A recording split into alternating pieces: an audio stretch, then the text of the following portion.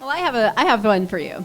I see you're on Snapchat quite a bit, and you like to use the filters and you like to use the emojis. Which Snapchat feature is the one that you abuse the most? Well, I'll be really honest. Snapchat is strange to me.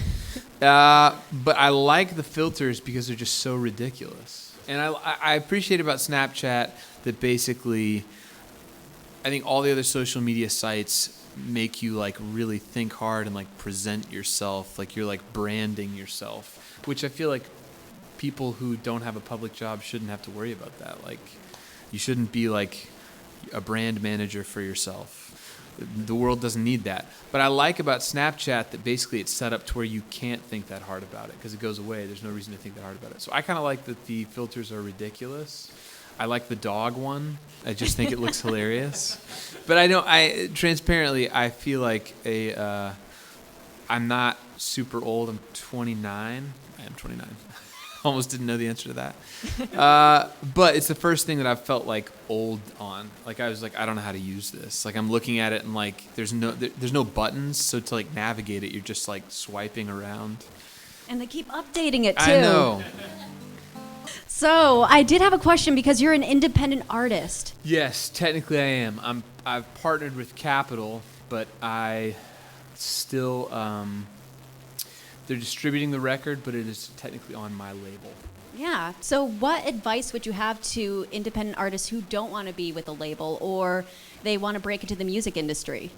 Do it 10 years ago. Womp womp. Nope, that's not real. Yes, it is.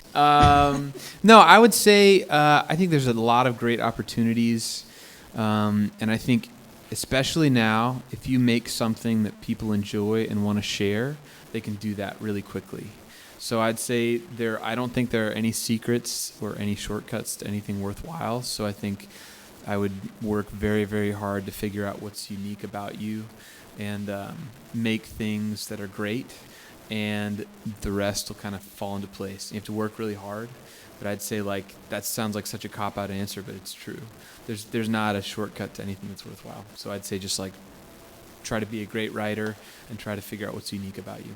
That's awesome. So there's people who've done what, like in the music industry, they've made it. Who do you like find yourself influenced the most by?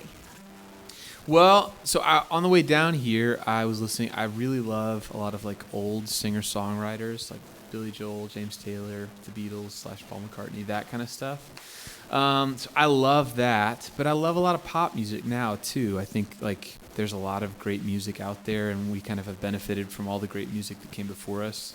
And so there's like the same way that, you know, sports keep getting better and better because people are like better almost scientists about it. I think there's great music out now. I don't know if there's one person I'm like that person. And if it was that, it'd probably be like Paul McCartney.